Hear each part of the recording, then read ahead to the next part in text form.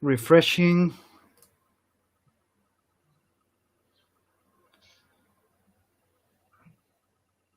Refreshing again. Because YouTube is always late. It says live up there in the corner. Yes, it always says live, but then I don't trust YouTube. But we are live. I just saw us. Hello, everybody. Good morning, good afternoon, good night, depending on the time of the day you're watching this.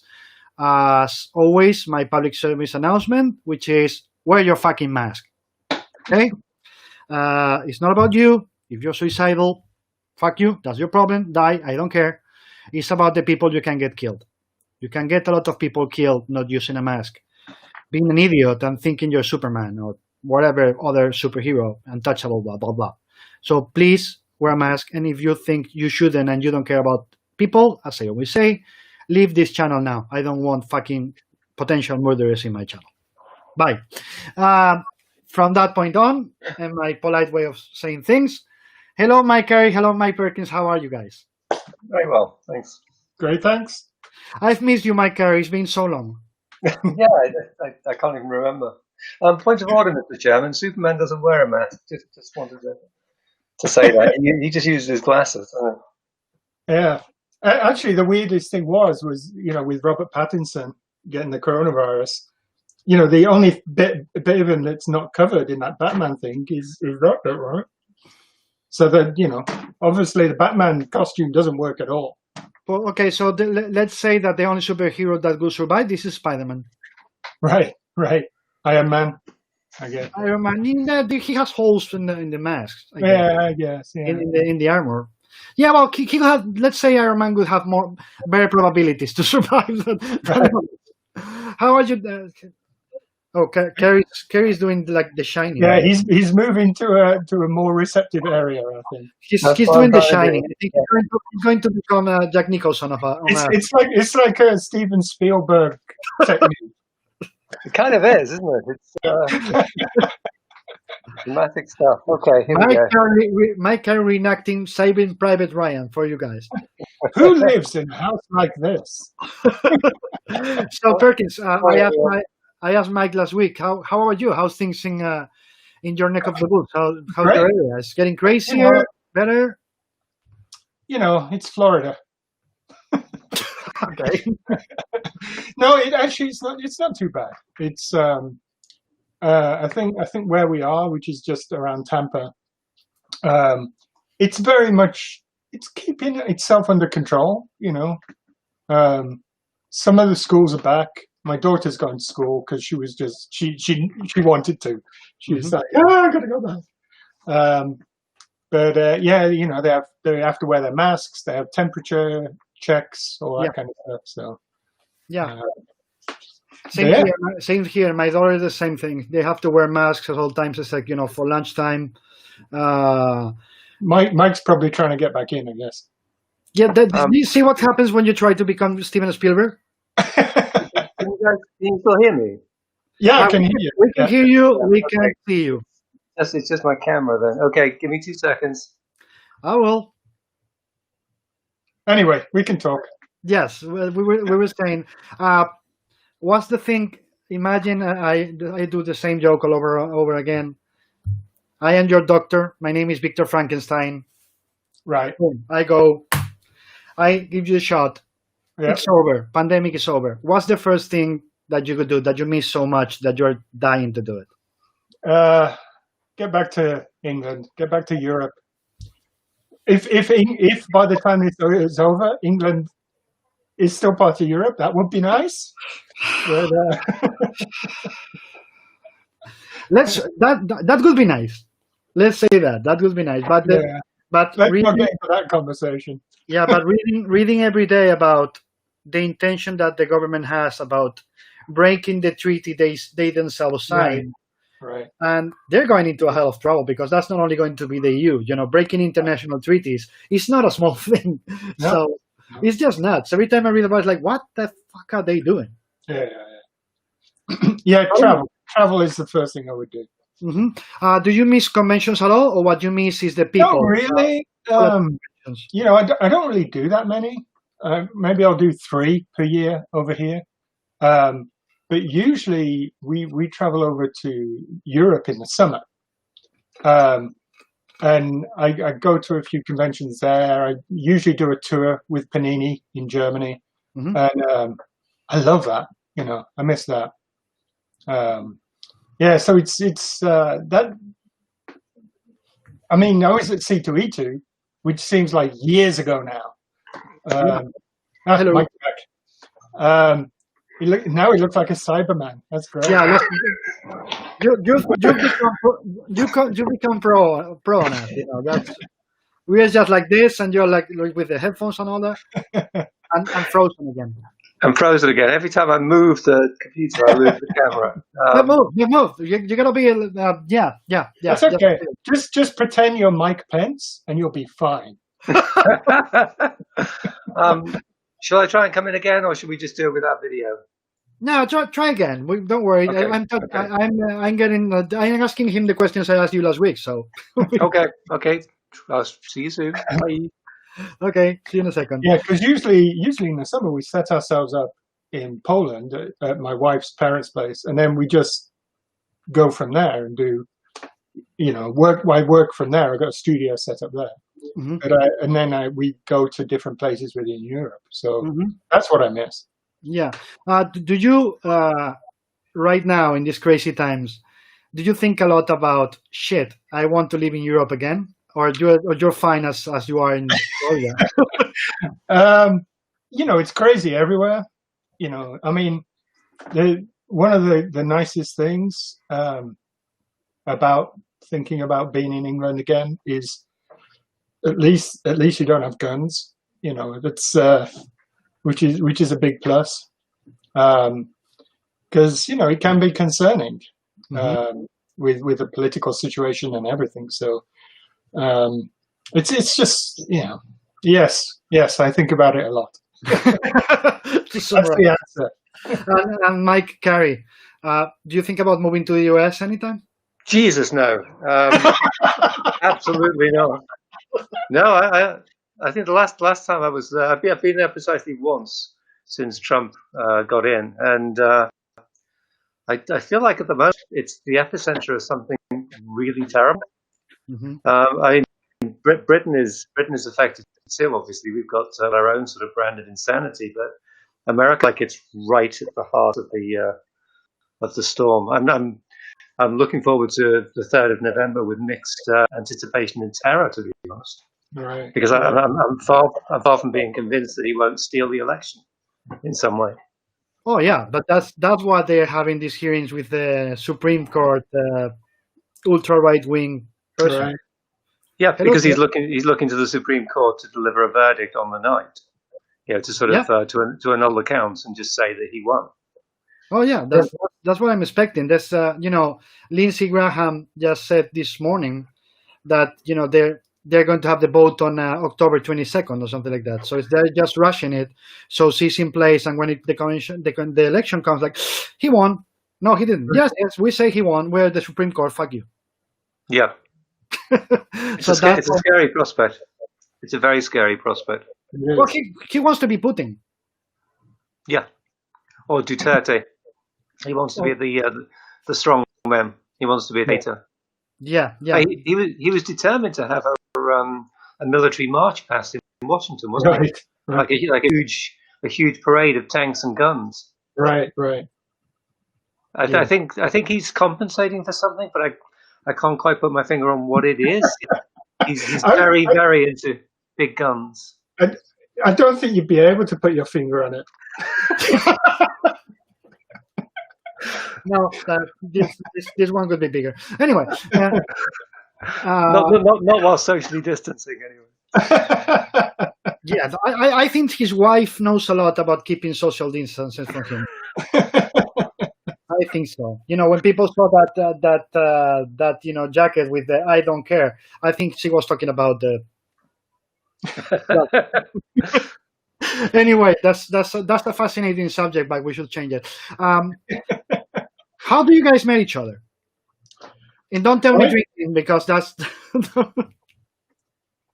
you want to start off, Mike? Or shall I? yeah, okay. I was working at Caliber. I was doing work for Caliber. And I was living in Poland at the time. And I think maybe I was doing Kilroy with Joe Pruitt. That's right. And they said, "Do you want to do an adaptation of Doctor Faustus?" And I was like, "Yeah, that sounds great. Let me do that." And they sent the script, and it was amazing. It was brilliant. And I was like, "Yeah, I've definitely got to do this. This is right up my street. It's dark, it's supernatural, and it's coming from a place of real love for literature." And I was like, yes, count me in. I'm going to do it. And so I just enjoyed it so much. And then I think maybe we were going backwards and forwards on the phone or fax, or I can't remember. And then when I came to England at some point, I stayed at Mike's house. And of course, after reading Doctor Faustus with all this supernatural thing and all this darkness going on, I was expecting some Simon Bisley guy, long hair, leather jacket. "All right, mate, how are you?" And then this kind, patient English teacher came up, and I was very surprised. But then I'm not really surprised, because I think a lot of the nicest, kindest people tend to move towards horror in a way. Mm-hmm. It's more of a way to get that out on the page, I think. As opposed to actually killing people. Yeah. Better than bottling it up. Right. Yeah, so this was right at the outset of my career. I mean, you've been drawing for quite a while at that point, hadn't you? Right. I'd done like 2 very small things for British independent presses, one of which had never even been, the other was published in the last 2 issues of Toxic. So I was, and then I'd done the Ozzy Osbourne thing at Malibu, and that was it really. So I was at nobody. And who was our editor on there, Mike? I think it was Joe. It was Joe. Yeah, I think it was Joe. Yeah, I've got an artist for the Faustus, and it was Mike. Mike was living in Poland at the time, in a city called Łódź. Which, yeah. Which. LODZ. That's how you. Yeah. And he immediately started to send me sketches of the characters and also sketches of costumes, and he did some sort of touring around and looked at architecture of that time. It was sort of like late Middle Ages. So he was looking at possible buildings that we could use for the university and so on. And it was just incredible. That was down in Krakow. Right. Yeah. It was just incredible. It was really, really exciting. I just knew that I'd landed on my feet, that I was teamed up with an amazing artist who could sort of like breathe life into this thing, mm-hmm. which could easily have been a bit sort of well behaved and right. classical in style if it had been done with a different sort of palette. Mm-hmm. So it was just fantastic. It was a wonderful collaboration. I think I've still got the sketches you sent me. Right. Somewhere. I've still got all the artwork. It's right down here.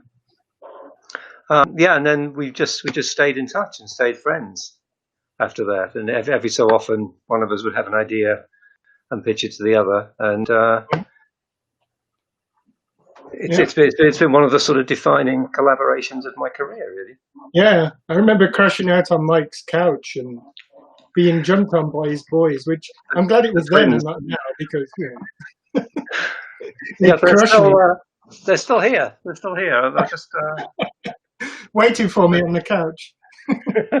They're sitting at the other end of the room. They're locking down with us at the moment. So, okay. So they're working from home. Right. Mm-hmm. But yeah, I remember though that time when you stayed, you had a pallet bed in the living room, and of course they got up at like 5:30 in the morning, and just immediately thought, well, he's in the living room, he's furniture. And for you guys, do you see this as a non-stop collaboration? I mean, is whenever an idea comes, you guys find the time to work together again? Pretty much, yeah. I mean, we've gone over so many different ideas between us, and they're always there in the background. I mean, just after Doctor Faustus, we started talking about Macbeth and all this kind of stuff, and that's still there. That's, you know, we'll get to it one day. You know? Yep. And every now and again, we'll meet up and talk different ideas, and you know, see what. I mean, we don't really talk about our schedules because it's just it's impossible. You know. Yeah. Sorry, Mike, I was interrupting. No, I was just saying. What was I saying? Yeah, I was going to say we've got a project on the go at the moment, which we probably shouldn't say too much about. But we're just working. We're working on something in between the other stuff that we're doing, keeping the momentum going, which is cool. Yeah. And what is the thing you like the most about the other, and the thing you hate the most? Wow. I think we're very similar in outlook and character. I think that plays a lot into it. You know, we have the same kind of, I don't want to say moral standards because that seems a bit highfalutin, but you know what I mean. It's like you meet someone and then you connect with them. Yeah. You know, Yeah. That's the easiest thing to do. I don't dislike anything about Mike. Yeah, that goes both ways. I think what I love most about your work, what I look for, I think, in any artist, but what keeps me, you know, what one of the reasons why I think we work so well together. I can throw anything at Mike, and he creates these incredibly immersive worlds, and his art is always in the service of the story. It's what we were discussing last week, David, when I was on. You know, there are some artists, stunning visual artists, but they're not great visual storytellers. Mm-hmm. And Mike is both. You know, his work is gorgeous, but it's in the service of the story, and it takes you into the story and keeps you there.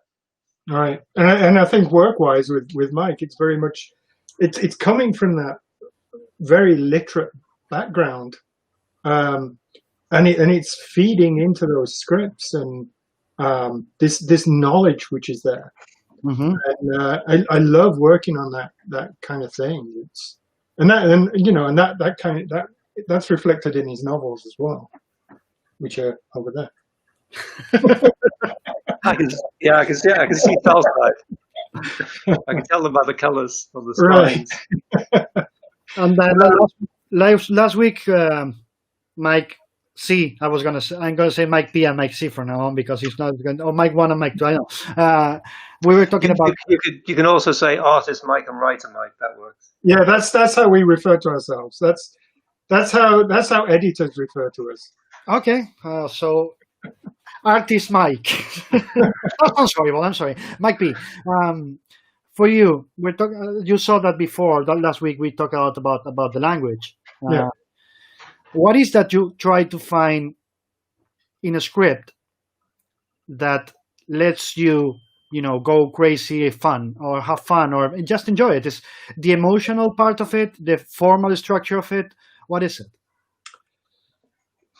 I think in some respect, I've been very lucky in the writers that I've worked with, that they've always pretty much managed to hit that spot that I'm after. And I don't really know if it's quantifiable. Mm-hmm. I think it would be quantifiable if I was just, oh, I love doing superheroes. Oh, I love doing horror. But I like working in different genres. So I don't know if I can quantify it down to a specific thing, really. It really comes from, do I feel a connection to that work? Do I feel that I can add something to it? And is it pushing me? Mm-hmm. You know, I think that's really what it comes down to. And I've found with my collaborations with Mike, there's always something there which is pushing me. Mm-hmm. You know, push me that little bit extra, give me that little bit more. You know, and I think you always have to strive for that. Mm-hmm.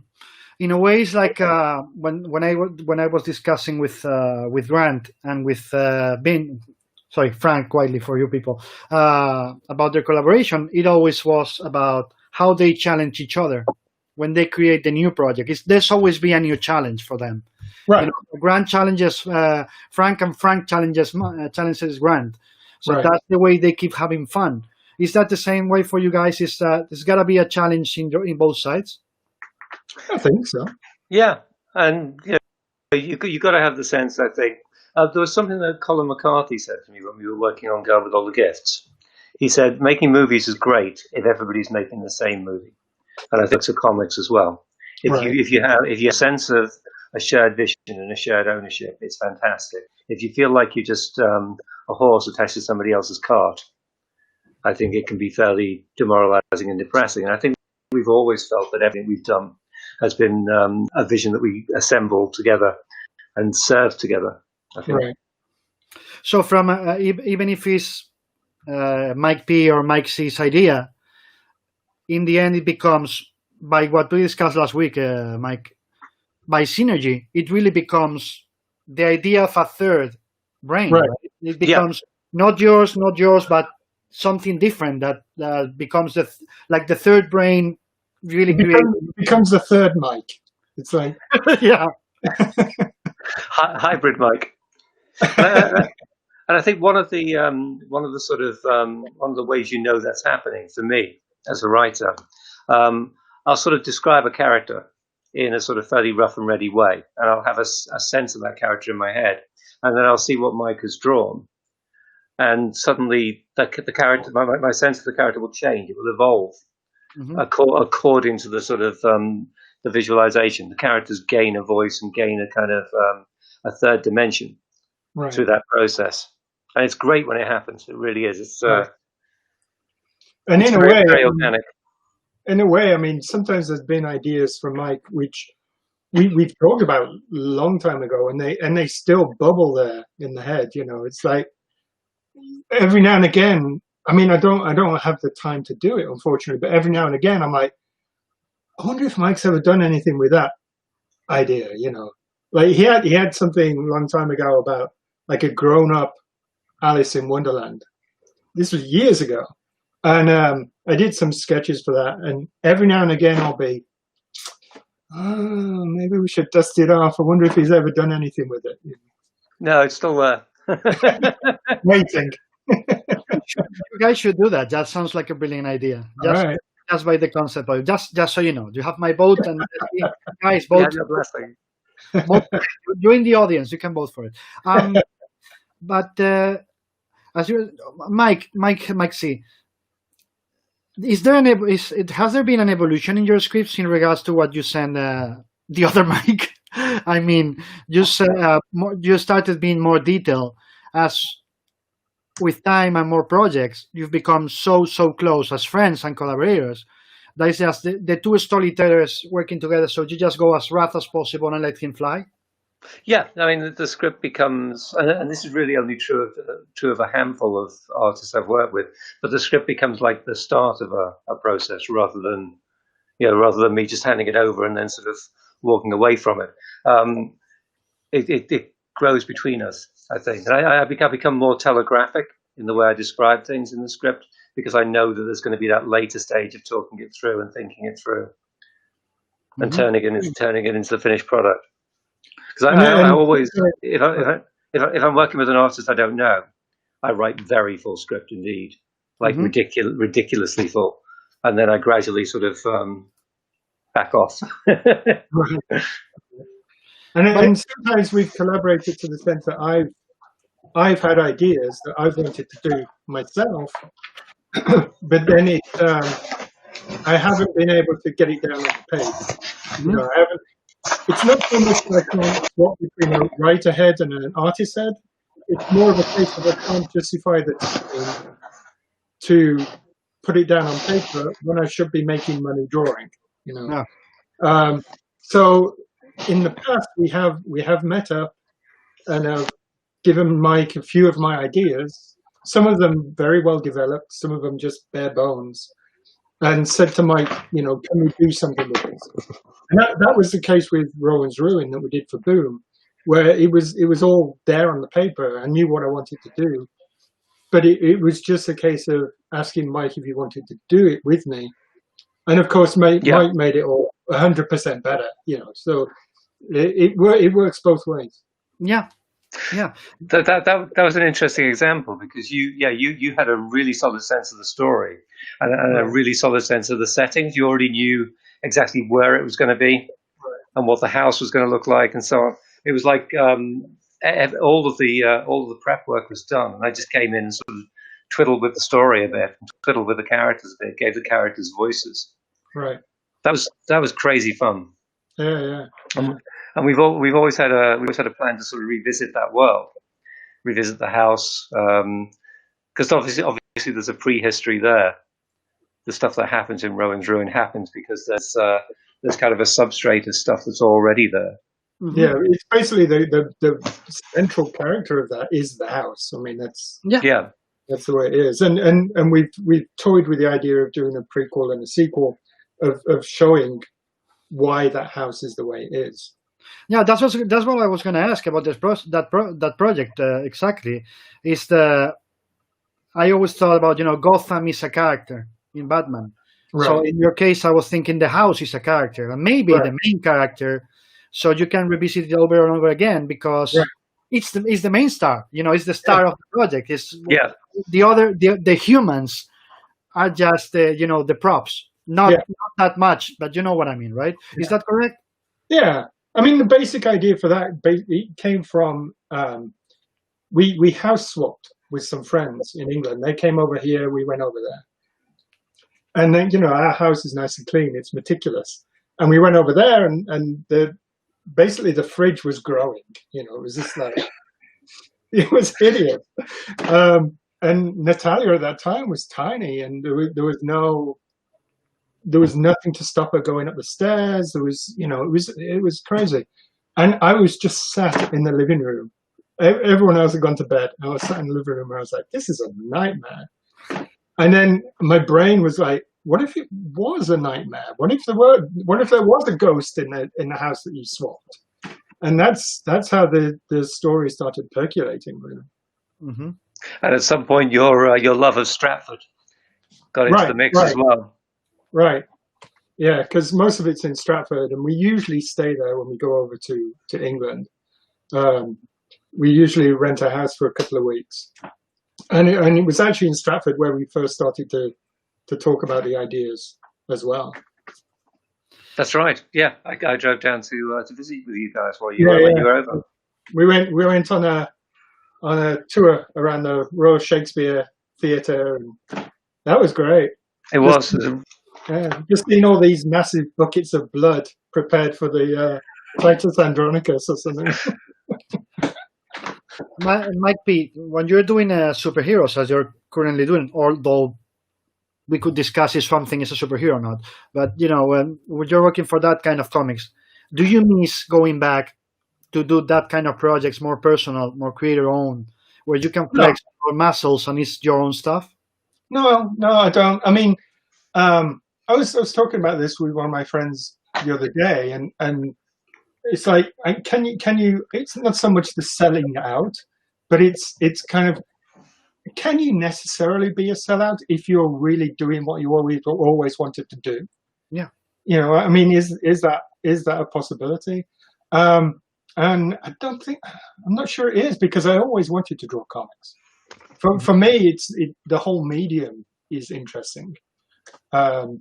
Superheroes, sci-fi, whatever, it's everything for me is interesting to get into. Saying that, the one thing I find difficult is that editors will see you in a certain way. So if you've done a lot of, like The Stand, if you've done a lot of issues of people standing around talking, then that's what they think you can draw, and especially as there is a large turnover sometimes in editorial. And so it's actually nice to get back into the superhero world and show them again, if you like, what you can do. But it's also a nice breath of fresh air for you as well, to get into that superhero world. Mm-hmm. To do the punch 'em ups and all that kind of stuff. Yeah. I had exactly that problem from the opposite point of view. when I was working at Vertigo, I really wanted to do some stuff in the DCU. And I kept on knocking at the door, and I kept on getting pushed back because, as far as they were concerned, I was a Vertigo guy. Right. And how was it for you, Mike C, when you finally got to start doing superheroes? Although it was at Marvel, not at DC, but how was it? Like, finally, or just like, oh my God, this is too much? No, it was wonderful. I mean, it was something I'd always wanted to do. I think we talked about this last week. I think superheroes are a genre that originated in comics, and I still think comics do better than any other medium. Superhero movies are great, but what you don't get from superhero movies is the kind of massive interconnectedness of storytelling, the incredible scope and scale of a shared universe. So, telling stories about the X-Men that were sort of added to the canon that I'd read when I grew up was just a blast like nothing I'd experienced. It was really, really crazy fun. I did do some scripts for the DCU. It's just that none of them ever got published. They just got. Can you talk about them here, or shouldn't? Yeah, no, I'd be happy to. I love the Firestorm idea. I thought that was great. Yeah, the Firestorm idea. I think probably I wasn't ready to write it. I think it would probably not have been a good book because it would have taken quite a lot of skills that I didn't have at the time. But the idea was, the Firestorm matrix starts to destabilize, and in order to lock itself back in again, to stabilize itself, it reaches out in various directions. So it ends up with 6 people being Firestorm. One of them's dead. He dies of a heart attack as he joins the Matrix, but he's still alive inside the Matrix. So when he takes over as Firestorm, he lives again. There's a cat. There's an artificial intelligence. It was crazy shit like that. But I love it. Probably when Dan DiDio spiked it, it was because I didn't have the chops to realize the vision that I was trying to put together. I was much more sad when they killed my Superman story. I had this great idea for a new weakness for Superman. Superman is vulnerable to kryptonite and classically he's vulnerable to magic as well. But he's a physical object in a physical universe. So if something affects him on a molecular level, he's just as vulnerable as anything else. So I had this gun that manufactures. It's a smart gun. It's an intelligent gun, and it manufactures a bullet which dissolves the strong nuclear force between atoms. So if you fire it at Superman, it will dissolve Superman's atoms in the same way as it would anybody else's or anything else's. So it will make a hole in Superman. And the gun just needs somebody to fire it. The gun has a mission, which is kill Superman for various reasons. It's a mission that it's inherited from the guy who used to own it. But the guy is dead. The guy who used to own it is dead. So it reaches out and it finds this pathetic metropolis street punk, just a very, very minor criminal, and says, "Okay, you're going to kill Superman for me."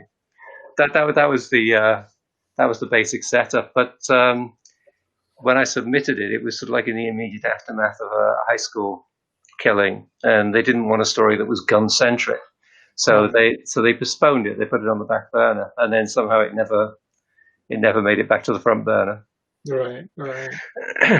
I can see the cover already. I can see an image already. I'm just like, you just got the Superman symbol with a big bullet hole in there. Oh, nice. But let me ask you this: did it have to be a gun? Yeah, I think it had to be a gun. It was because it was about guns. It was about gun culture in a way. But yeah, the timing just sucked. Kev Walker was assigned to draw it. I'd actually done some pages, and then they just paid us off. Yeah. Well, maybe it'll happen. It'll happen in the future.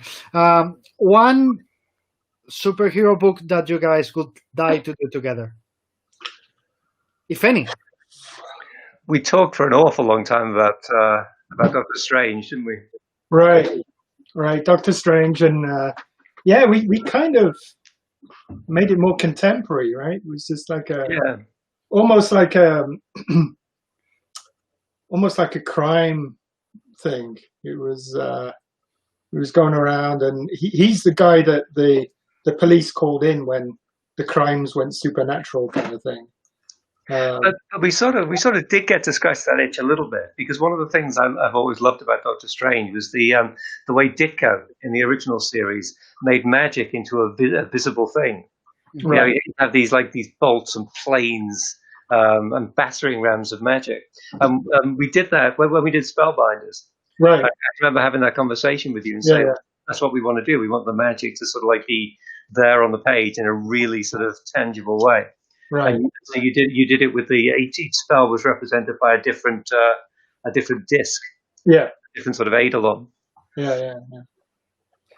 So that's it, Doctor Strange? Well, no, we talked about all different things. I mean, you name a character, we probably talked about it. When I first went to DC, I gave them a list of characters that I wanted to do, and on some of those characters, I put names next to them.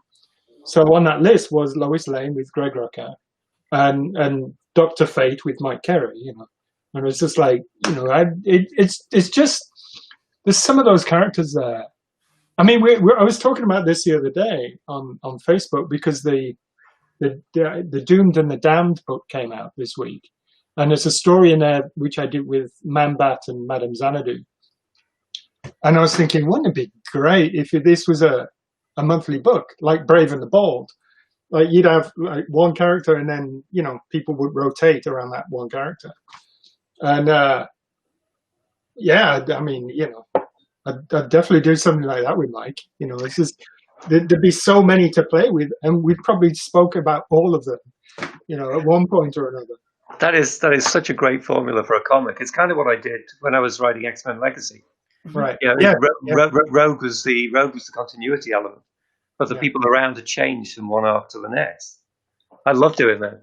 Yeah, I'm actually rereading it at the moment, the Legacy stuff. Oh, right. Yeah, I love it. Dr. Fate as the main character in a Brave and the Bold book, and then some others rotating about it. Dr. Fate, the guardian of the Lord of I forgot the Lord of Chaos now. The Lord of Order. Right. Using superheroes as props to make his missions about safeguarding the balance in the universe or whatever the fuck. Right.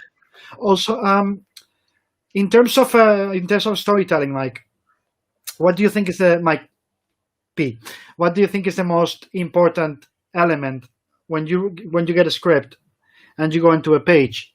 You are one of those guys who says the page turn is the most important, or the emotions are the most important? Oh, emotions. That's for sure.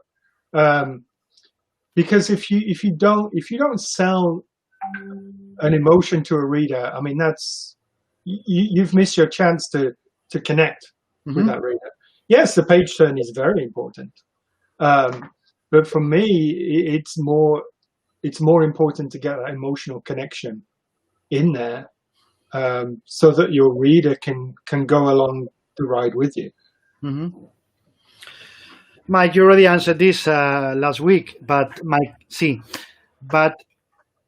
in your case, when you're sending a script to Mike, in this case, you already know that he goes for the emotional part. What is the curveball that you throw at him? The curveball? No, I don't. I guess I don't think in terms of throwing curveballs. You want the script to challenge and engage the artist. I guess more and more as I sort of get older, and if I'm working with people I've worked with before, I see the script as kind of like a stage in a negotiation. I used to see it as like the blueprint for the story, but it's only a part of the blueprint for the story. The story exists in the space between you and the artist, especially between you and the penciler, and it has to grow in an organic way between you, rather than kind of like just being imposed. And that's the artists I work with again and again are the artists where our relationship has developed in that way. Mm-hmm. I've thought of one thing that is bad with Mike. I've thought of one thing.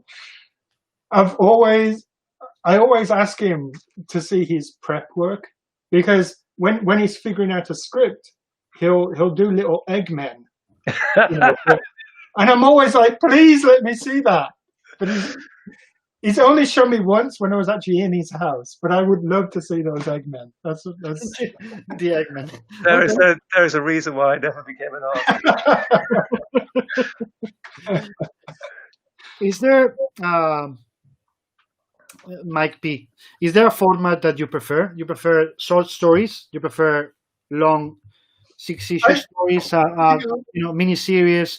Is there a format you prefer to work on? No, I don't think so. I'm a fan as well, so I like it when there's a continuous run on something. So when I take on a series, I want it to just be me. I want it to be that continuous run. I always find it jarring if there's a fill-in, unless it's figured out in advance. Like on Captain America with me and Steve, we just did alternate arcs, so that was kind of figured into that.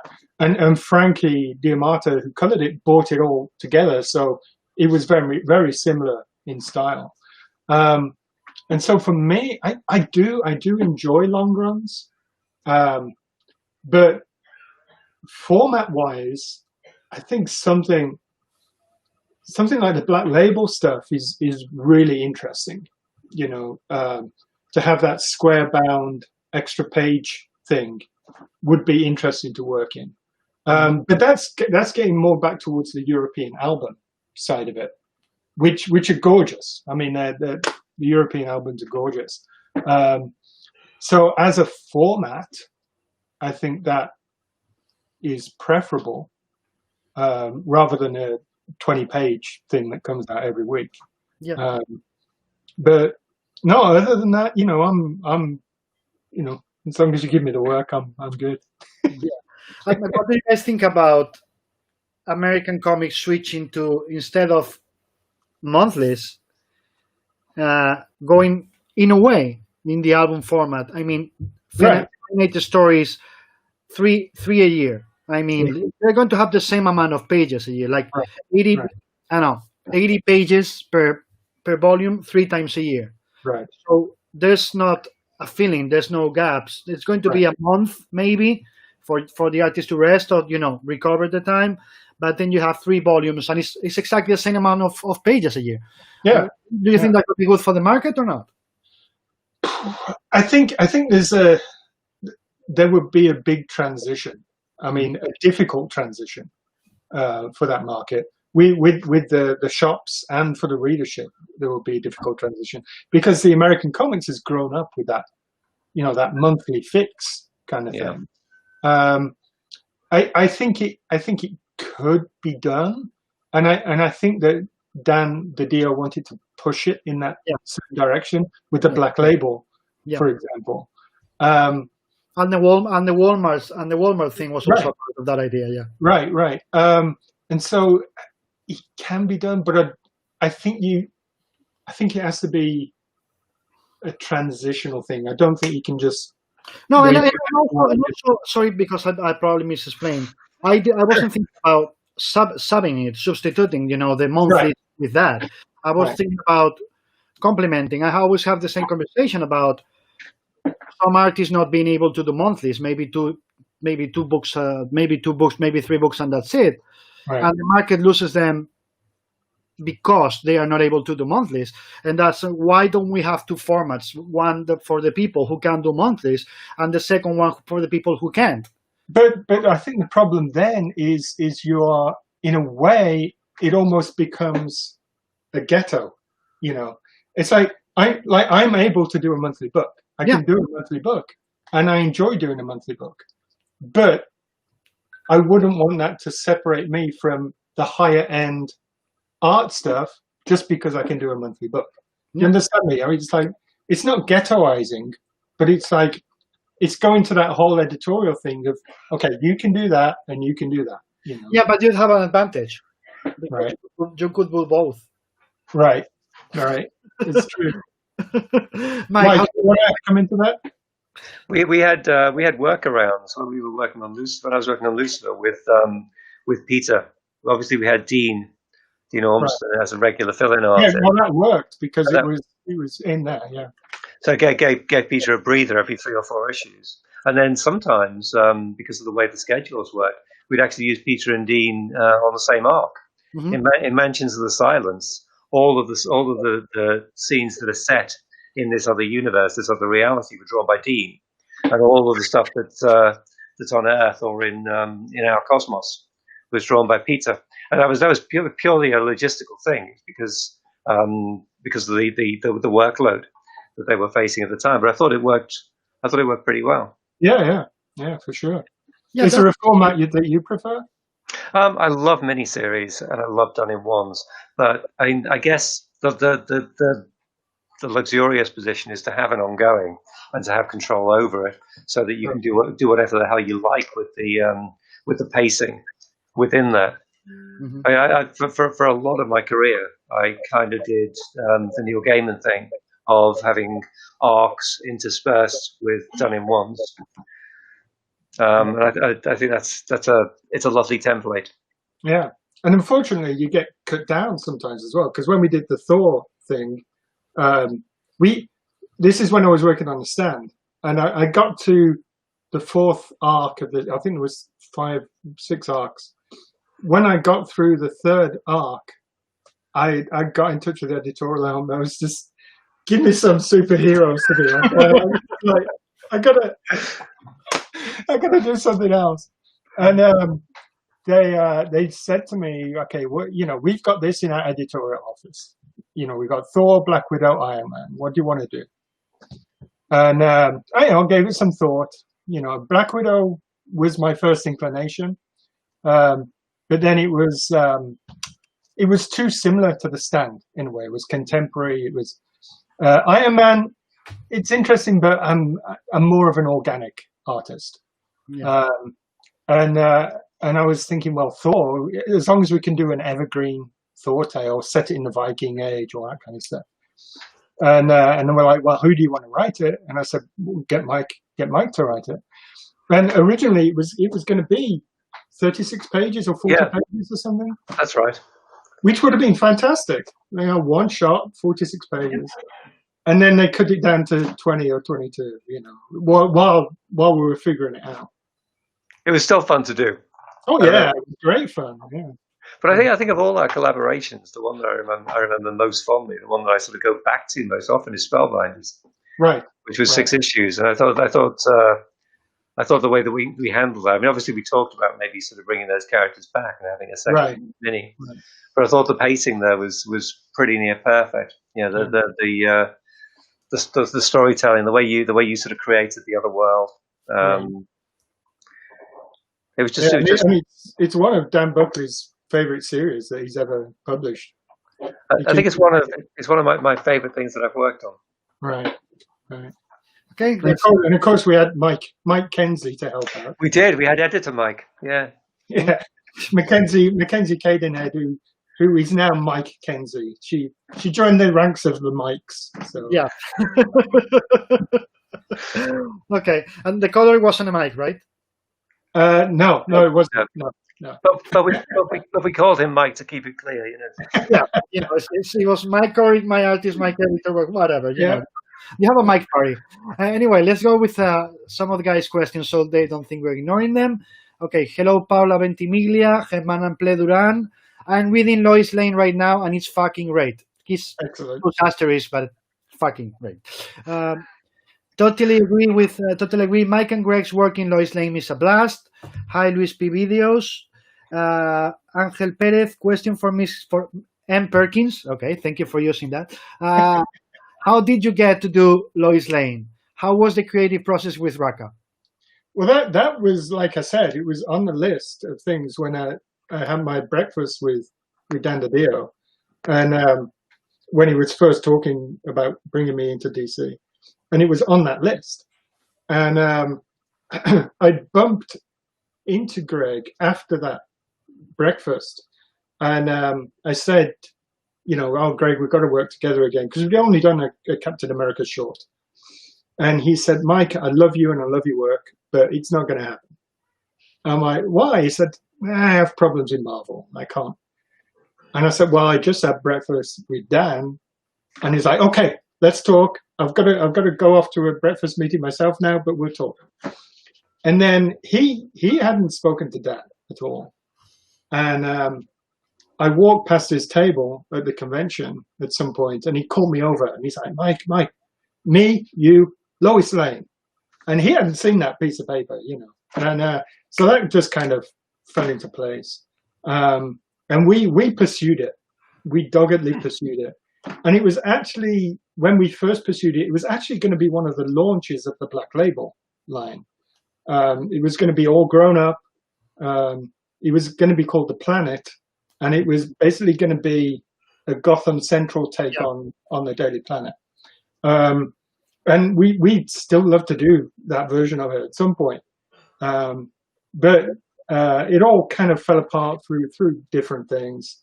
And then when we went to reapproach it, Dan wanted to bring it into the DCU. So that's how it went.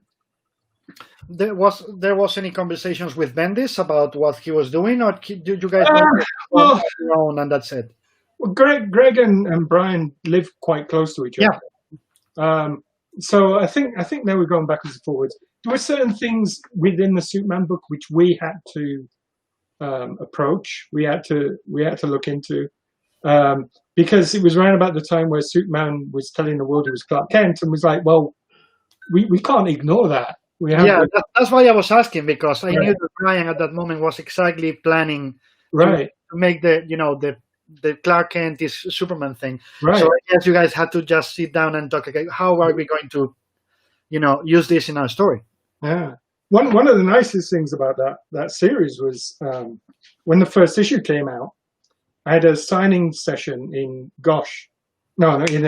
Orbital in London, and there was a Q&A afterwards, and Mike came along, and afterwards we went to the pub, and the thing was Greg was over there to be on the set, the Old Guard set.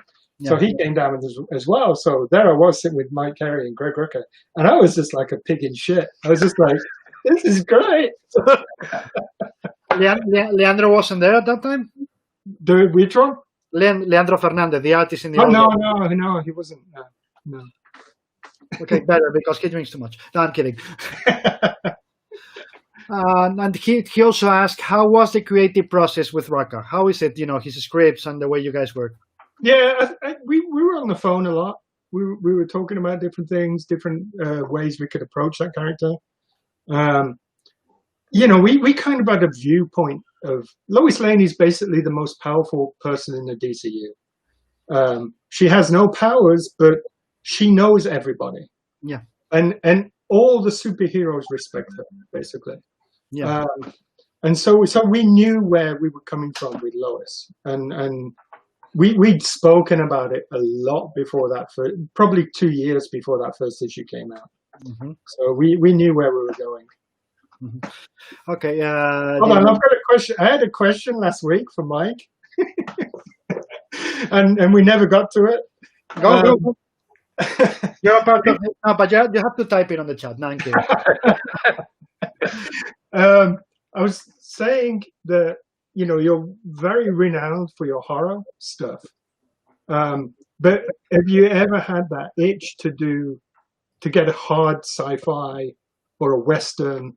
Or so, is there a genre there which you haven't?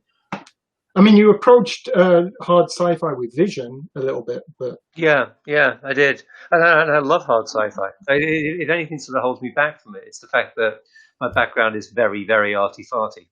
Right. I did a literature degree in college. My knowledge of science is strictly layperson's, and that makes me sort of second guess myself a bit. And the same with westerns. I love watching westerns. The western movies are amazing. Some of my favorite movies are westerns: The Unforgiven, Good, the Bad, and the Ugly, Silverado. But I'm not sure that I have the mindset to write it. Right. I'd love to try, but I'd be kind of afraid as well. Would that come from a research aspect? I mean, I suppose it would. Yeah. When I watch westerns, Right. Sorry, that's It's on okay. my end. There are two kinds of westerns that I love. I mean, I love just like bubblegum westerns that are kind of really light and fun and silly, like Silverado, or there's a movie called Sabata, starring Lee Van Cleef, which is almost superheroes done as cowboys. Right. They have all these ridiculous gadgets and effectively superpowers. There's a guy who plays a banjo, and the banjo is really a rifle. There's a guy who has a gun, which when he runs out of bullets in the main magazine, he can fire through the stock of the gun. He just turns it 90 degrees, and it's all on that sort of level. But I also love stuff that has more of a that gives you more of a sense of that moment in the history of the U.S. There was a critic who said the Western is the story of America's rural past, and the gangster movie is the story of America's urban present. Right. And in a different way, I think the superhero story is also about contemporary America. So I love westerns that have got things to say, like Unforgiven, as well. And probably if I wrote a western, it would be more like Unforgiven than like Silverado. Right. And do you like the research part of the job? You know, when you're I cheat a lot, Mike. I research. I research very, very quickly and very superficially. I just get enough of a handle on something to write it, and then it all flows out again as soon as I've done. I think you're being quite modest there, because I remember when you came over to Orlando, and then you went up to New Orleans. New Orleans, yeah, that's right. For your Felix Castor stuff. So. And for I was doing a comic called oh goddamn, what was it called? It was set in New Orleans. It had a character who was a resurrected corpse in New Orleans. It was for Virgin Comics. Oh yeah. I completely forgot what it was called because they changed the title. Oh, I think it was called Voodoo Child. Right. Oh yeah, with Nicolas Cage's son. Right? Yeah, it was Xander Cage. So yeah, I went to New Orleans the year after Katrina. That was amazing. It was the first full Mardi Gras after Katrina. Right. Mm-hmm. Fantastic. Sorry, listeners. I'm taking up all your questions. You had priority because that was a question that fucking YouTube didn't let you do. So you had priority. Mike C, you mentioned Eastwood in terms of westerns. What about John Ford? Yeah, some of the John Ford westerns as well. Searchers, I think, that's the example. That's what I was going to say. There could never be Clint Eastwood western without the Searchers because of the theme, because of the depth. You know, I've seen, of course, some other Howard Hawks also are there, but I had never seen something as deep as what John Ford could do. And I would say westerns, you know, that's the setting. That's not what John Ford talked about in his movies. He was about human nature. Right. Yep. Right. We had a holiday where we flew into San Diego, and then we drove up to LA, and then we drove out through the Nevada desert into Arizona, and we drove to Grand Canyon, Canyon de Chelly, Sunset Crater, and we were just driving one day, and the kids were getting fractures in the back of the van, so we pulled into a strip mall to just grab a bite to eat and a coffee. And we looked out of the window, and it was like Monument Valley was just outside the window for all these incredible, you know, those mesas that rise vertically into the air. Just this unbelievable landscape. That's what I call the holy shit, the holy shit moment. Okay. Would you guys do science fiction together? Since you brought it up, Mike P. Would we do science fiction together? Yeah. Yeah, of course. That would be cool. That would be cool. Like a hard more like a space opera.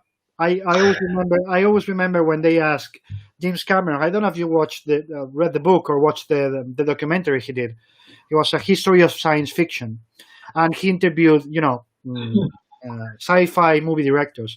One of them was George Lucas, and he asked him about Star Wars and sci-fi, and Lucas just step away a second and like, stop. Star Wars is not science fiction. It's never science fiction. It's fantasy. Yeah. So, what would you guys like to do? Something more fantasy-like, space opera, or hard sci-fi, like Asimov, Clark, Heinlein. Yeah, I think a hard sci-fi thing would be more interesting in a way. I mean, the only real, I mean, there's a whole bunch of hard sci-fi things, but the only kind of American hard sci-fi thing I would say is Ocean, that Warren Ellis did with Chris Sprouse, which was fantastic. Yeah. But I'm a big fan of the Aldebaran books that Leo does, and they are fantastic. They're very measured in tone, to almost a sense of not a lot will happen in one album, but just that whole world building of those books is just fantastic. I would love to do something post-apocalyptic with you, but I know that after the stand, that might be quite a hard sell for you. You spent an awful long time in that sort of landscape. But at one point, I was talking to a publisher about maybe doing a Go with All the Gifts comic, and I kept seeing it in your style. Because we did mention it at one point, right? Like a little, like to do the short story, or I think somebody was putting an anthology together, and we were kind of thinking about what could we do as a short story in that. But also, there was a way back in the day. There was a comic that Doug Mensch and Paul Gulacy did for Epic. Six from Sirius, yeah. And I really liked that format. The kind of like the space-based Black Ops team, going in and doing dirty jobs. I think that's a really nice format. And they did that book that nobody but me, I guess, remembers, was Slash Maraude. Which was also incredible, and I loved it. It was like the fucking opposite. They had the whole issue that was where they were eating drugged bubblegum balls, and getting more and more crazy. Yeah, I mean, the good thing with sci-fi is that you can also do the Western within the sci-fi as well. Yeah. I mean, look at Strontium Dog, for example. I mean, it's just a Western in a sci-fi setting. Well, I would say that in a way, Judge Dredd is a Western. Right. But at the same time, it's a Western. Well, definitely some arcs where the Western influence comes to the fore, like the Judge Child story. I mean, I remember Barry Norman, who was a film critic in England. Barry Norman, he maintained to his dying day that Star Wars was a Western. I mean, it was just like it is. He wasn't wrong in a way, because it's a mix of Lucas' favorite things. Kurosawa is there. You can even track the movies he liked. But I think that was more. Fortress is there. John Ford is there.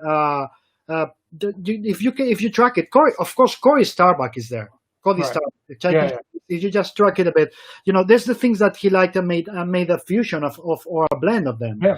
So of course there's a Western part. The Duel is a Western thing.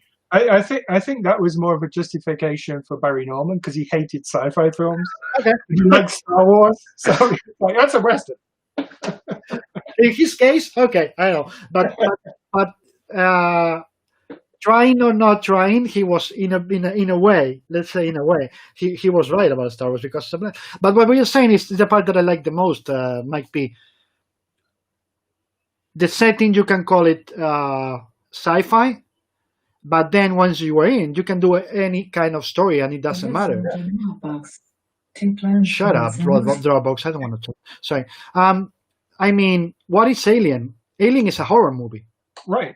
It's in a or Sunshine. Although Sunshine, the Danny Boyle one, it depends on what half of the movie you're watching. Right.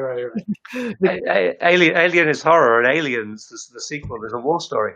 Yeah, exactly. It's a war story. It could be also considered what's the name of the Dirty Dozen. Right. Yeah.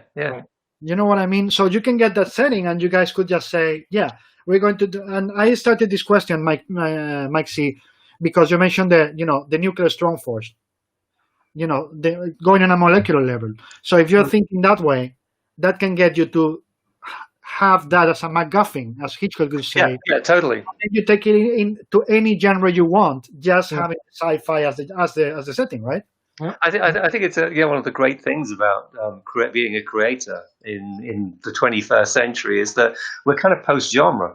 You can do any mashup of any number of genre elements you like, and the audience will roll with it. They won't question it. Yeah. Things that would have been impossible a generation ago, they'll just take in their stride now.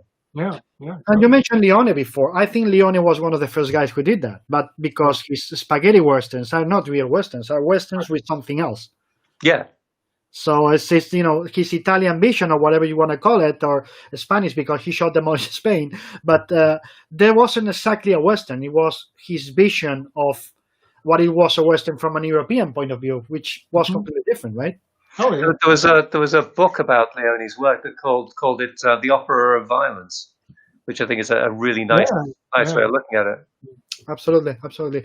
Okay, let's go back to people.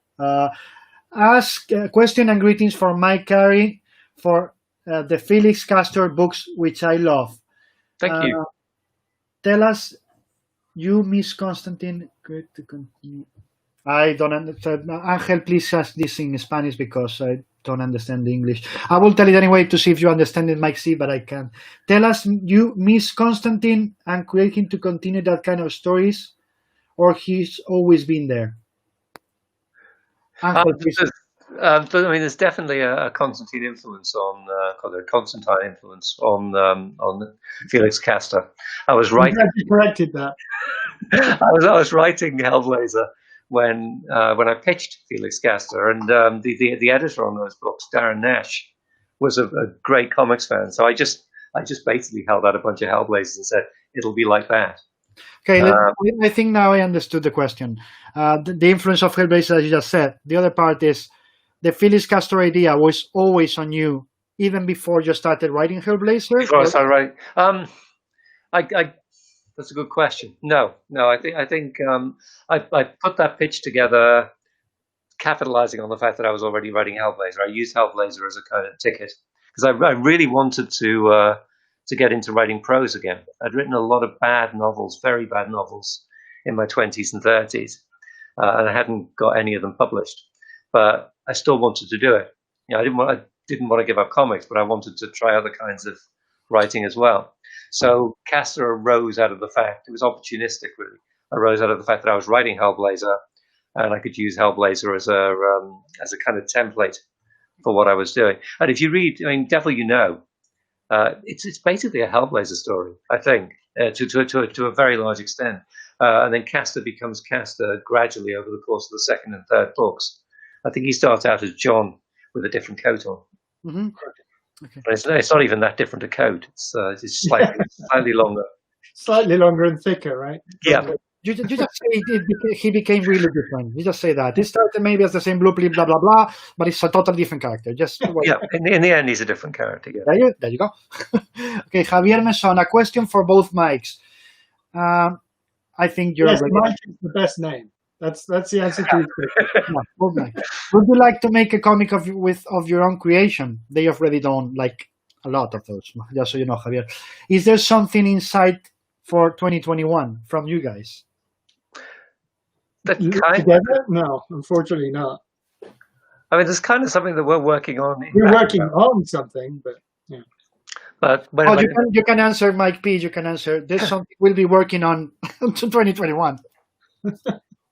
No, sorry, Mike, go, please. Yeah, no, just there's something that we're working on in background, but we have to sort of fit it in around the other stuff we're doing because we're doing it for love at the moment rather than for money. Mm-hmm. There's a lot of stuff they have on the pipeline, so I don't think they have time right now. Angel Perez, and as the typical frustration, Spellbinders and Rowan's Ruin haven't had a Spanish translation yet. Okay, publishers, if any of you are watching this, fans want it. And if you're not, guys, there's something called previews and back issue bins. You can find those. You can't, let me know and I will help you. That series would be a blast, maybe. This talking about the book that we mentioned before, The Brave and the Bold, starring Dr. Fate with something. Right. So that series would be a blast. Maybe name it Book of Fates. Oh, nice. Maybe one issue we will have the pleasure to read Mike Carey writing Constantine again. That would be a great team up, wouldn't it? Doctor Fate and Constantine. That's just so you know. It's a load of order. I mean, God. Just so you know, when I have Jamie Delano, I tease him with the name, like Constantine or Constantine, and he's like, the movie girl is wrong. It's Constantine. It's Constantine, never Constantine. Like, okay. No. Yeah. Wasn't it in one of Alan Moore in the Swamp Thing, where he said Constantine rhymes with Clementine? That's what he. Oh, does he? Okay. Yeah. That's true. And with Jamie, I was like, okay, I don't want to get you hungry. It's like, okay, Constantine it is. Do you know how serious he gets? Let me see. Angel Perez, Mr. Perkins. Oh, you're Mr. now. Oh, nice. Excellent. Hey, Angel. Okay. Would you like to work again with Ed Brubaker in a noir thriller story like Some Feelings or Steve Epting have done? Yeah. I always enjoyed working with Ed, and we at one point we did talk about doing some creator-owned things together, but time.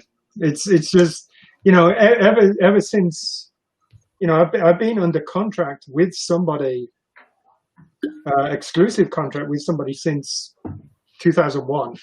Mm-hmm. So it's just a chance of trying to fit it in. That's what it is. I mean, the good thing with the Marvel contract was that I was able to do a creator-owned book on the side. They put that into the contract for me.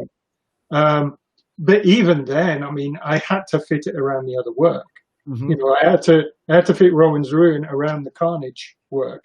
So I was working on 2 books a month, and it was just by the end of the 4 months, I was zoned out. Yeah. So there. Mike Carey, what's your opinion about the Lucifer TV adaptation?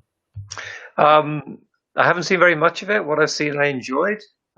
It's kind of, in a way, I feel about it the same way I feel about the Constantine movie. That it's great on its own terms, but it doesn't have much in common with the IP it's based on. Well, with all the gifts was fantastic. I loved working on Girl with All the Gifts. Yeah, I mean that was almost not an adaptation because I was writing the movie and the novel at the same time. It was almost like the same, parts of the same process. Yeah, I always talk about Girl with All the Gifts, and I don't call it an adaptation. When I talk to people, I say it's a translation. Yeah, it felt like that. Okay. Also, the Constantine TV adaptation, short-lived as it was, I think it was much closer to tried at least to be much closer to the book than the movie. Yeah, they have more of the flavor of the comic. I think that's true. I mean, which is not to diss the Lucifer series at all, because I think all adaptation is kind of reinvention anyway, and everything is fair play, because you can't. Well, you can, but you probably shouldn't try and just like take something from one medium to another and just like plonk it down exactly as it was. I mean, the first Harry Potter movie does that. Mm-hmm. And whereas the first Harry Potter book is quite light on its feet, the movie is ponderous because it's scene for scene, line for line. Right. It's like Watchmen. Watchmen was just, it became dull in a way because, especially for me, because you mean the movie, right? Yeah. Okay. It's like I knew the comic so well, and it was exactly like the comic, apart from the end. But it was like exactly like the comic. So for me, it was just. It was too ponderous. It was just, Yeah, the first 40 minutes, when I saw it in the cinema, for the first 40 minutes, I was thinking, this is so good. And then I gradually got more and more frustrated with it. Yeah. To be honest, I like it happens to me every time with Zack Snyder, I could say. The opening titles, in a way, the credits, because I think that at heart that guy is a video clip, a music clip director. So though in all his movies, that's brilliant. And then from that point on, I was thinking, okay, he's literally reading the surface of the book and not understanding it all. Yeah, missing out behind it. So as it dragged, I kept thinking he's losing all the sense. He's trying to do exactly the opposite meaning, Ayn Randing it in a way. You know what I mean? Right. But then you look at the Lindelof TV series of Watchmen, and that picks up the challenge of the original comic, I think, in a really extraordinary and surprising way. Absolutely. That's why I was asking Mike P if he meant the movie, because I think the TV show is a guy who really fucking understood the comic. Yeah.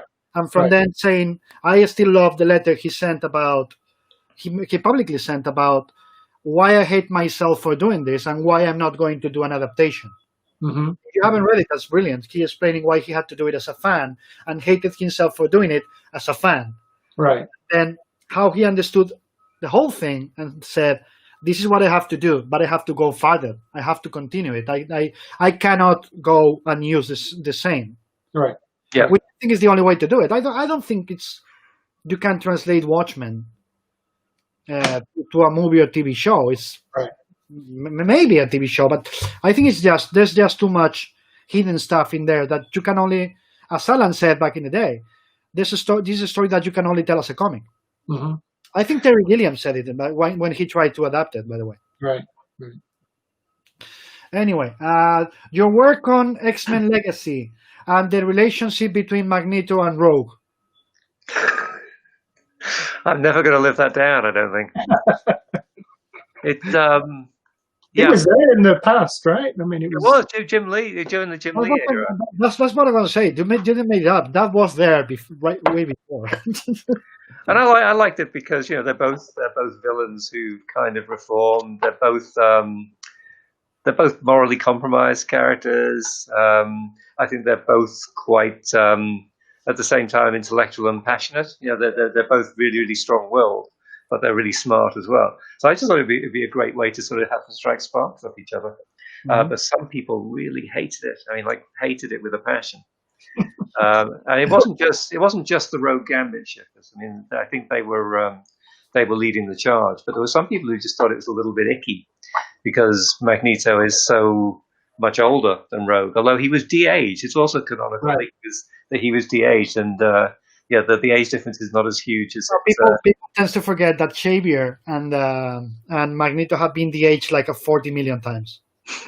Until I revived on the 20s. Xavier was revived 2 years ago. Right. When I was writing Lucifer and Hellblazer, there used to be there was a Vertigo message board, which was really, really fun to be on. It was very polite. It was very erudite.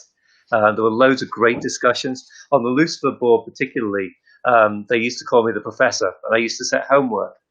I'd set homework for people. I'd say, what was the conversation between Lucifer and Isaiah that ends with how thou art fallen from heaven, O Lucifer, son of the morning? And people would send in answers, and the best answer each month, I'd give them a prize, and the prize was nominate a word, and that word would be in the next issue of Lucifer.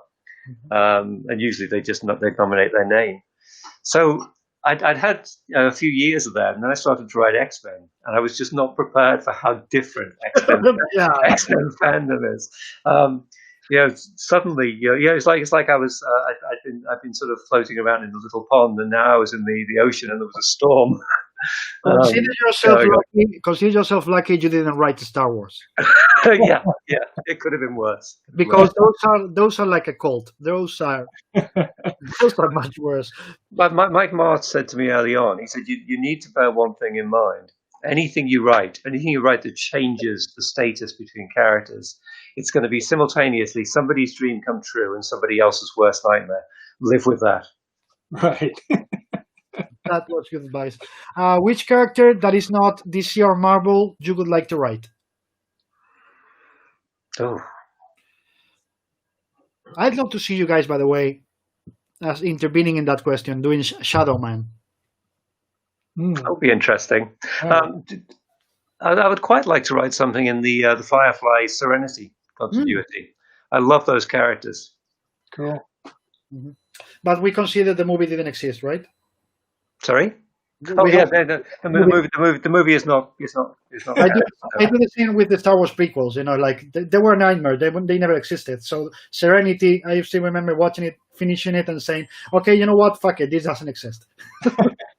I can remember going to a con the year that came out and counting the number of people who were wearing the T-shirt that said, "I live in a universe where Wash didn't die."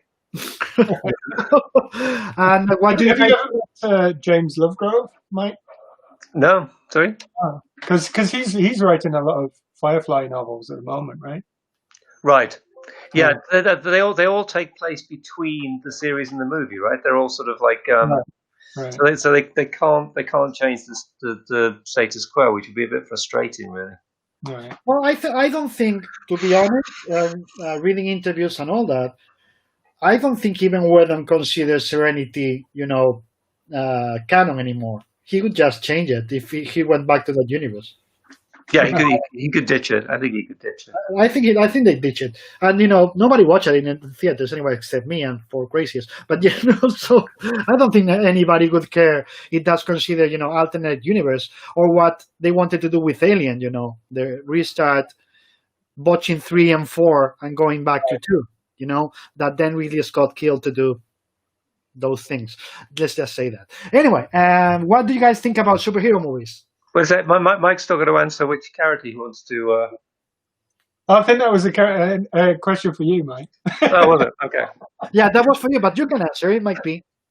I don't know. I mean, I grew up on 2000 AD, so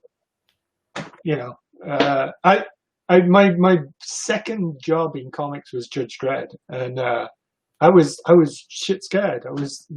I'm supposed to be in the industry for 10 years building up to this. So I kind of screwed it up. So I'd love to have another chance at Dredd. But 2000 AD have a whole raft of characters which are fantastic. Mm-hmm. What do you guys think about superhero movies? I was always surprised in a way that the Avengers was so popular when it came out. Mostly because it felt like a comic from the 1970s, in the sense that it was a big superhuman punch 'em up, and I came away. I could understand why the general public loved it, because for them that was it's comics. Mm-hmm. But for me it was comics have so much more depth to them now. That's kind of why I like Winter Soldier more, because Winter Soldier was a thriller which just happened to have a superhero in it. So I preferred that. That's not to say that the fun part doesn't work. Like Guardians of the Galaxy, the first one was fantastic. But I prefer the ones with a bit more depth, like Winter Soldier, I think. No, it's still probably my favorite. It's still probably my favorite of the Marvel movies. Anyway, Mike. It's interesting that all the movies you referenced there, Mike, were Marvel movies. I think the Marvel Cinematic Universe has done some wonderful things. I would mention Black Panther and Captain Marvel as well, and both Guardians movies, but especially the first one. Ant-Man and the Wasp, I think, was just a wonderful comedy. The second one is even funnier than the first one. Yeah. But the DC movies have been increasingly depressing. I think they got stuck in that sort of fatalistic Ayn Randian objectivist mode, and they just became increasingly unpleasant to watch. So to the point where I still haven't seen the Harley Quinn Birds of Prey one because I don't want to be disappointed. Right. I remember, I liked Wonder Woman. I thought Wonder Woman was great until the last fight scene, and then it lost it. But yeah, Wonder Woman is is fun, is different. And with Aquaman, I don't know if you guys have watched Aquaman. I haven't seen it. No. But then I won't tell why. Okay, no, nothing. There's also some great superhero movies that have got nothing to do with the DC or Marvel universe. Absolutely. There was a movie called Super with Rainn Wilson and Ellen Page, which is about a guy who is sort of like of below normal intelligence and decides he's going to fight crime. And he plays it by the book. He goes out on patrol, usually hiding behind dumpsters in the back of a restaurant. And nothing happens because that's not where crime takes place. And it's kind of melancholy and very true to life. And I just loved it. Kevin Bacon was in it too. Mm-hmm. Kevin Bacon is in everything. 6 degrees. Remember 6 degrees of Kevin Bacon? Mike Perkins, question for you for Neo Seblak. What is the work that you feel has challenged the most as a professional? The most challenging?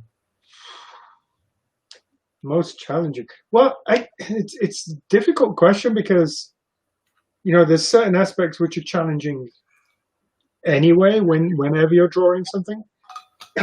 But I would say probably the stand. And it's not that it was challenging to draw. It's more of a chance. It's more of the thing that, millions of people have read the book. And so everybody has their own perception of how those characters should look. And so that was the challenge. That was it failed to become a challenge when I'd done the character sketches and I sent them off to Stephen King, and he wrote back to me and he was like, this is how I saw the character when I was writing the book. So from that moment, I was just like, well, everybody else. Translation to what Mike P just did. For us hundreds. And then the second question he sends is, what's the work that you had more fun doing and the one you hated the most? Going back to that second Judge Dredd thing, I probably hated that the most, probably because I wasn't ready for it, And I don't think I really found my voice until my third piece of work that I did for 2008, which was a horror-based thing. So I think I found my voice in that. I've just done a Dark Multiverse comic that Steve Orlando has written, and that's been really fun because it's all, it's basically what if, all these Dark Multiverse things are what if comics for the DC universe, really. And it's really what if all the Earth 2 heroes had survived instead of the Earth 1 heroes. And it goes back to the last days of the Justice Society and all this kind of stuff. So it's basically them fighting a big fat Surtur, and it's been great fun. It's been great fun to actually get into that superhero thing. But I always find it fun anyway to go into the organic stuff. So I've really been enjoying the Swamp Thing stuff I've been doing recently with Ram. That one looked like you were having a lot of fun. Oh yeah, totally. I really enjoyed that. Germán Ample Duran asks to Mike Carey, what do you think a person? Wait, this is good. To Carey, what do you think a person who discovered Lucifer through the TV series and then decided to read the comic would think about it? I think they'd be disorientated. It's a very different kettle of fish. I think Lucifer's a different character. It's a different genre. It's a different universe. I think it'd be 50-50 whether they enjoyed it or not. I would guess that there's been quite a lot of people who've tried it. Hopefully some of them got something out of it. Did you get any royalties out of the Lucifer TV show? Weirdly, yes, I did. Obviously, I don't own any of those characters at all. But there's exactly one character who's in the show who was not in Sandman, was only in Lucifer. It's Amenadiel, the angel. So whenever Amenadiel's in an episode, I get a little check, which is nice. It's those you can say those are the best ones, and they should you that. Okay. Would you like to continue writing the unwritten? Yes, we have talked about bringing it back, actually, in one form or another. It feels in some ways, it feels kind of topical now, because we live in an age where the stories that we're telling ourselves, the stories that we're choosing to believe in, do define us more and more as individuals and as cultures in ways that can be actually ruinous and terrifying. Yeah, the age of fake news, as it were. So yeah, we certainly wouldn't rule out going back to unwritten at some point. Okay. We did around about the time when the series was wrapping up, we did a graphic novel, Tommy Taylor and the Ship That Sang Twice, which was just a bit of fun, really. It was like imagining the first Tommy Taylor novel, but also telling the story of how Wilson comes to create the Tommy Taylor character and how he gets the books out there into the world. Now, we were seriously talking about doing all 13 of the Tommy Taylor novels. I don't think that was ever a good idea, but it might be fun to do one more. We did the first, maybe do the last. Have you ever spoken to Tom Taylor, the writer? No, I think he's mentioned the fact that I immortalized his name. I think he may even have had a Mike Carey come to a sticky end in one of his stories. Oh, really? Excellent. Which is fair play if he did. Let me just jump to the end of the line, guys. I'll go to your questions, but since Jose Luis Garcia Lopez just entered the chat, excellent. Say hello, guys, as I always do when he comes in. Hello, sir. He should definitely be a sir. He should be sir. Yes, Sir Jose Luis. Yeah, we have to give him the Medal of Arts here in Spain. I'll work on that, Jose Luis. He should be knighted by the Queen or something. We don't do knighting in Spain. That's your thing. That medal of the arts. Yeah, that's fine. And then probably a Real Madrid or Barcelona T-shirt. No, I'm kidding. My hometown, so no, not that way. Germán Pleduran. I know, Mike. See, you're working on your novels now, but is there any comic project in the horizon for you? No, for the first time in many years, there's nothing that's kind of immediately pending. I've got the Dollhouse Family trade paperback coming out very soon. Oh, that came out this week. Sorry? That came out this week. Okay, yeah. But there's nothing else. Nothing else pending except for this this thing I'm doing with Mike, which is sort of like we're working on in bits and pieces whenever we can find the time for it. Mm-hmm. I want to get back into comics. It's just a question of finding the right project. Mm-hmm. As a comic writer, did you find Firestorm? What? Sorry? Firestorm. Yeah. Maybe the time has come. Germán Ample asks again, as a comic writer, did you find some mania on your way to work in college books? Some mania? Did you have some mania in the way you work on college books? On college books? Yeah, college. I don't know what he means. Germán, please, again, send the question in Spanish and I'll translate because this one I got lost with. Germán Ample Duran, I think this is one of the most entertaining chats I've seen until now. Even if I've only got half of it trying to watch it without subtitles. Just so you know, I just found out that if you watch it on Facebook, they have live subtitles. Oh, really? Wow. Yeah. Wow. The YouTube should have them, but they don't. It says they are there, but they don't work. I think their translation, the Google Translate stuff, has got a whole lot better. Because I remember a couple of years back, my wife's mom sent me birthday wishes, and it translated as "sending you hot, hot kisses."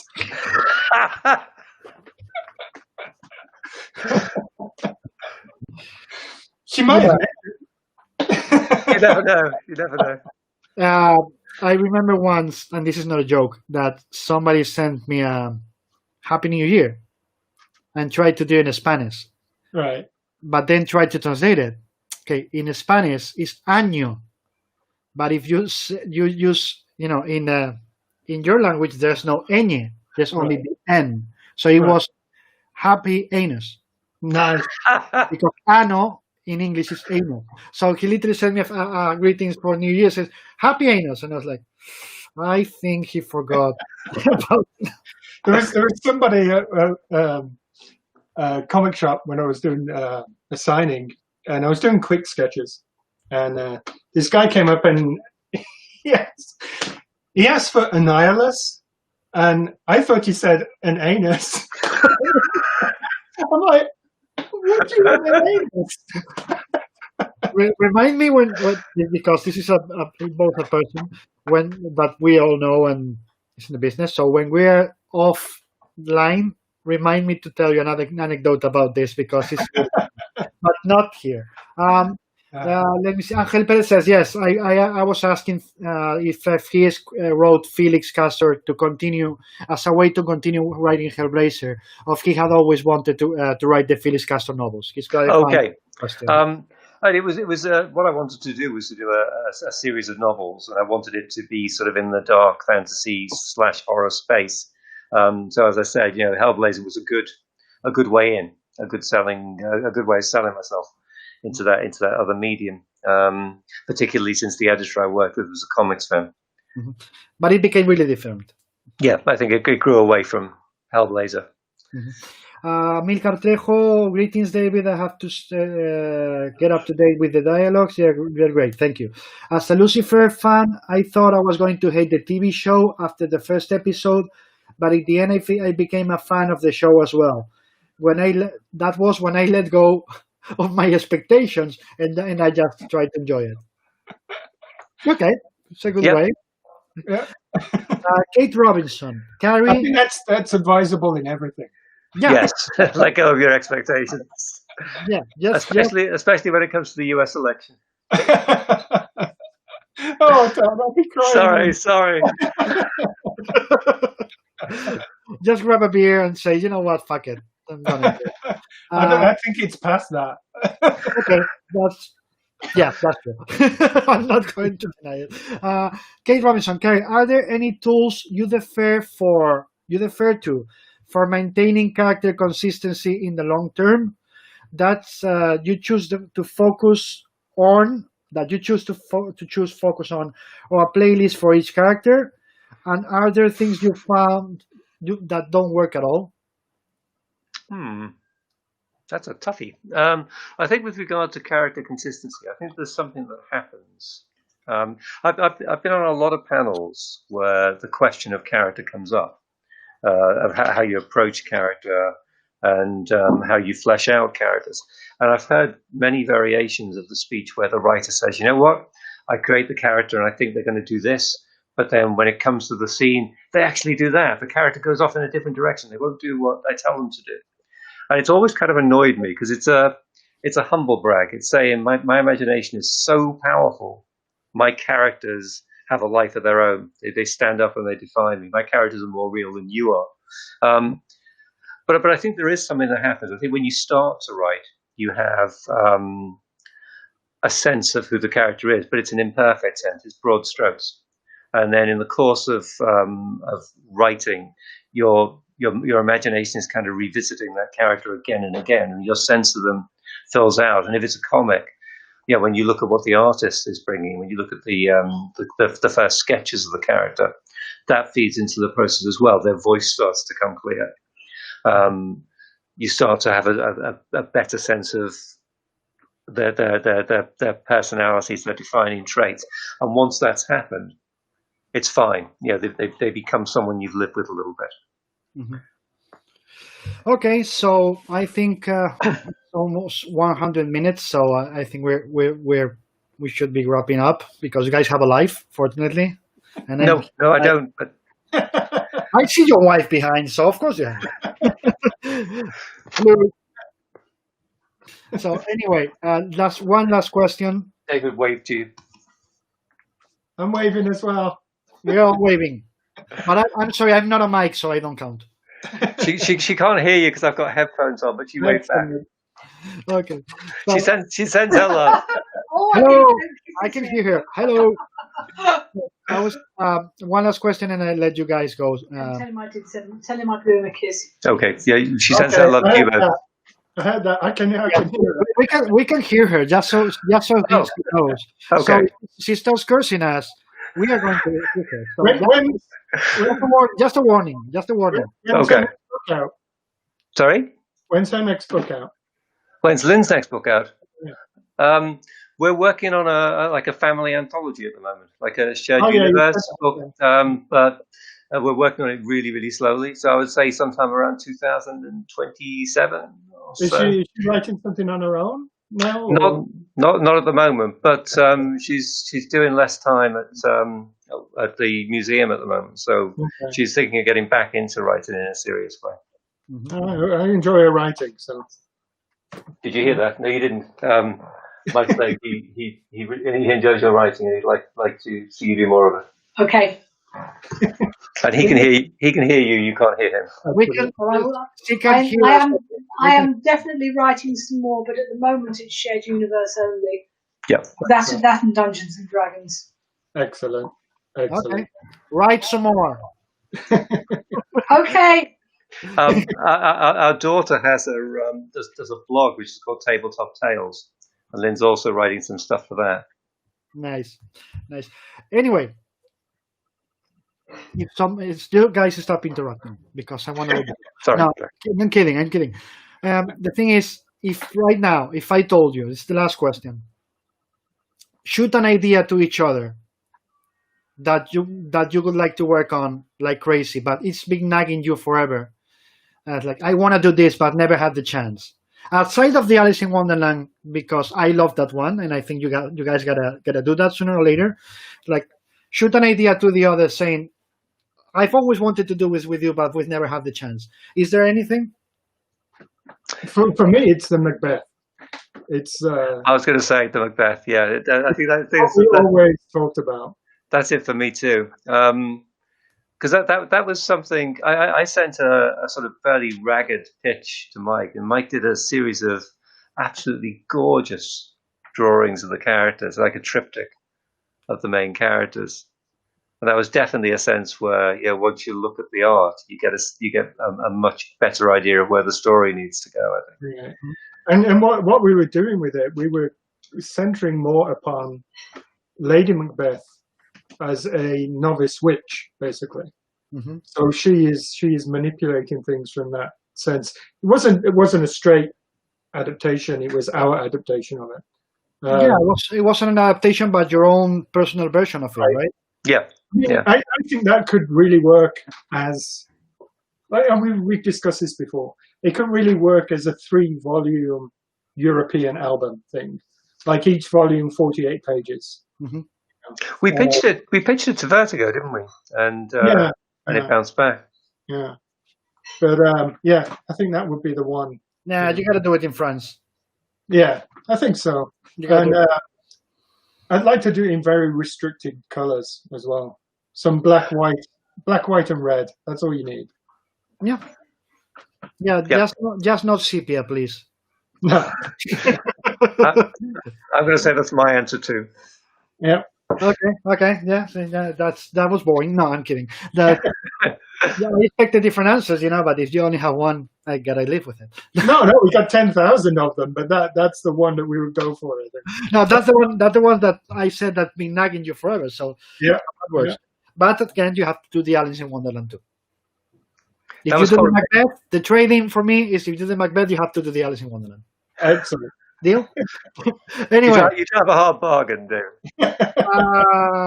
Yeah. Okay. Thank you all. Thank you guys for being here. Thank you. That's really fun. Because I want to say proper goodbye to you after I got the live feed as always, and thank you that anecdote. And to all the rest of you, thank you so much for being here. Wear your mask. Don't be assholes. Thank you, Sir Jose, if he's still there. Thank you. Stop. I'm gonna cry. Thank you for dropping by. And wanna become famous by followers. Fuck off. Enjoy the rest of the day, all of you. And yes, the first message I got from the Twitch, and it's that. Yeah, life. See you all tomorrow with Brian Stelfreeze. Have fun. Wear your mask. Have a good day. And we're off in 3. Cheers, guys. 2.